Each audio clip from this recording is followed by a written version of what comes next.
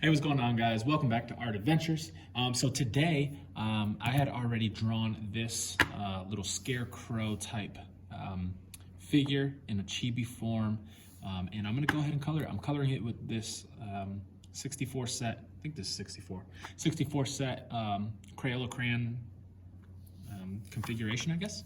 And I'm gonna go ahead and, if you guys remember the black cat drawing that I did, I went ahead and gave it a gray and black coat, and that really made it stand out. It made it pop a lot, and so I'm gonna go ahead and get that done the same way. Since crows are black, I'm gonna give it a gray highlight, so on and so forth. Reason why I'm doing this in crayon is because since this guy is black and the marker is black, the black marker is not gonna show up with these outlines. So, or at least the outlines will not show up with the black marker if I fill it in. So I'm gonna use gray and black to fill that in to the best of my ability. Then I'm gonna go ahead and get all the other fun stuff colored in, okay? Before I start with the skin or the feathers, I'm gonna go ahead and get this little guy, his beak done, because when you color, and you guys will notice this, if you color the black first and then do the yellow, typically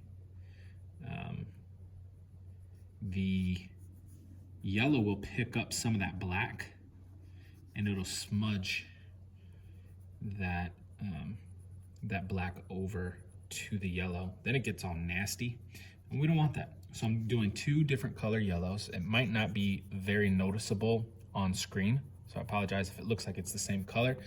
I'm gonna do the highlight in this yellow, which is just regular yellow. And then I have a darker yellow that I'll bring out and color those shadows in. I always like to do at least two colors, especially for these like simple drawings. Two colors is fine of each.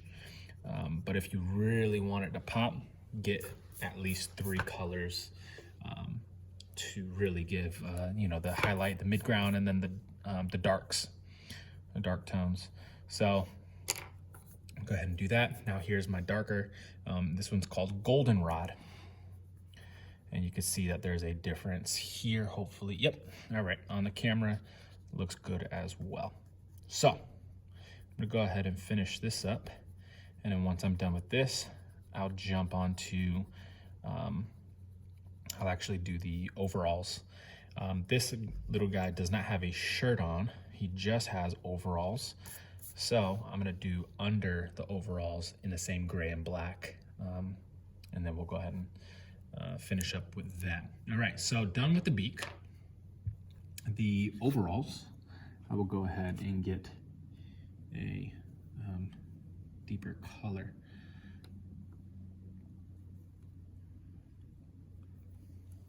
Alrighty. Get the outside of the straps going and the jeans.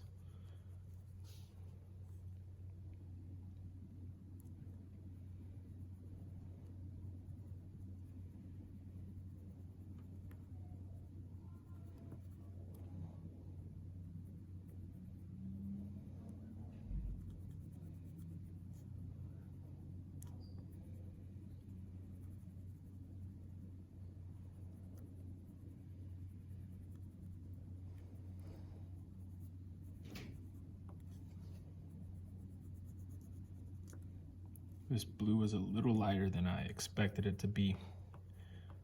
But that's all right. Got my indigo blue.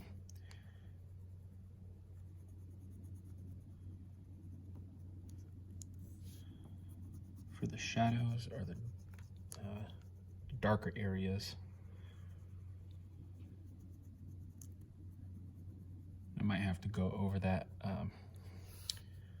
other blue with a darker blue as well, more of a royal blue. I tried to give it, you know, this one's called cornflower, so I'm gonna go ahead and darken that a little bit, see what that does. Yeah, that's good.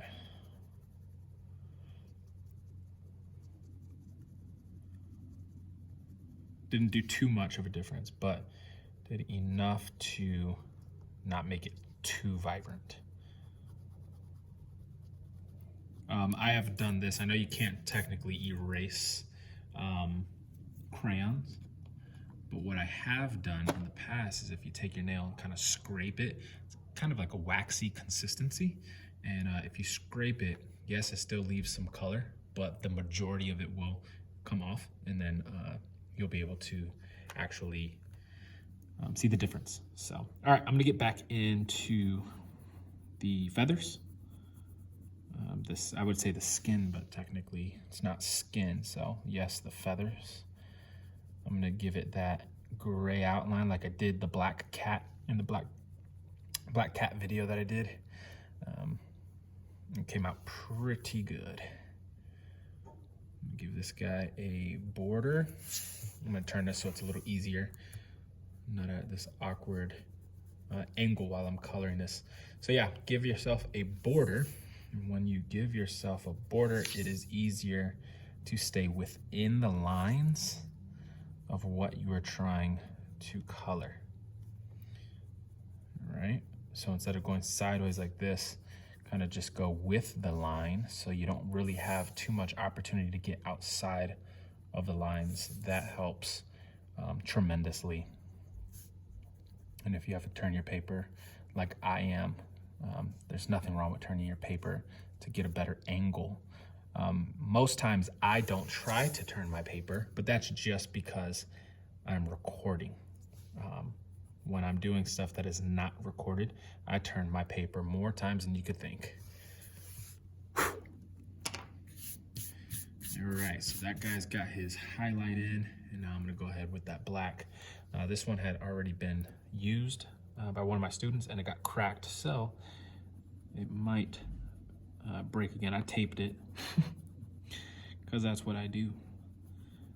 Try to fix things that are broken.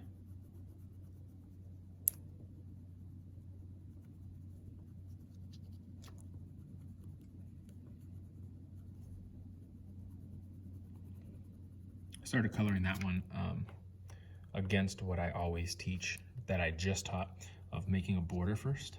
And I just started coloring and it almost went outside the lines, which is exactly why I say to make a border. Kind of preaching to myself with that. All right. We finish up this head, and then the background, I'm gonna do kind of like the black cat. I'm gonna do a darker purple background, which will make those colors pop, but it's also kind of just more of a darker, spooky night scene, night sky, as far as animation goes or illustration goes. So it's not just a regular deep blue sky.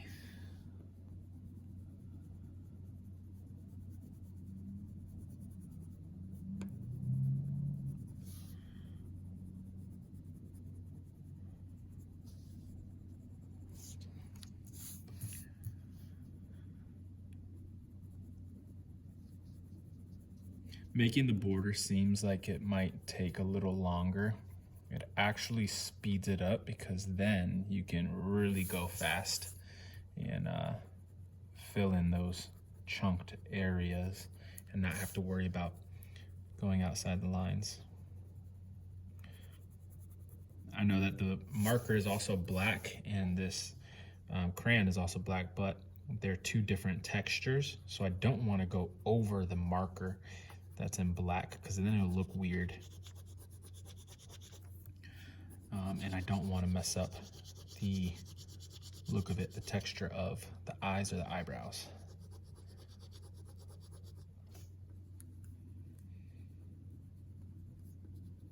So that is why I'm kind of being careful around the eyes and the eyebrows.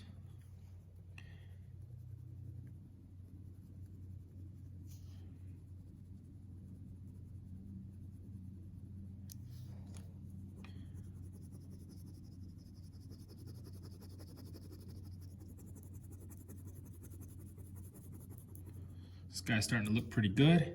My favorite part is to see the big difference of why I do shapes in the background and to break up the space and give it some extra color. So it's not just a character floating in white space. Right now it looks pretty good as far as the character goes, but it just doesn't look complete. So if you're wondering why there's a big oval behind, if you're new here, I put shapes or some sort of background behind everything that I do. I know some of my older videos, I didn't do that, like say the wild card or the fish stick and stuff like that.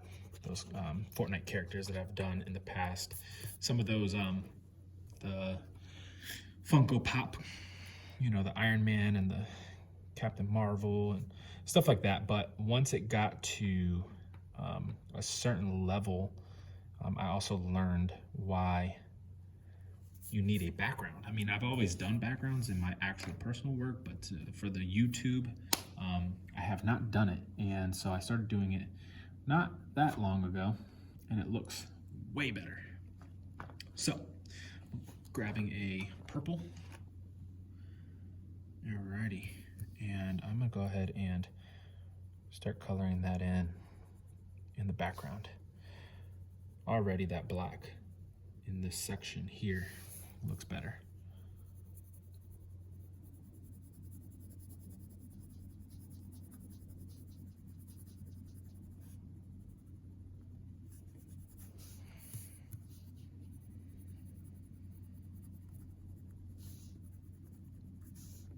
So I am doing these kind of, I guess, chibi characters for the fall theme, October being more of the pumpkins and the crows and things like that. Not crazy spooky, but I don't want to push hard on the Halloween theme, but fall. And so, with that being said, November is right around the corner, about a week and a half away. And with that being said, then I'll get more into, say, the pilgrims and the Indians and the turkeys. Still can do some pumpkin stuff, you know. I think I might exhaust my pumpkin videos here shortly, but different things, different food, and desserts. Pumpkin pie, one of my favorite desserts all time. Put a little whipped cream on there, some vanilla ice cream, and then you have yourself some magic.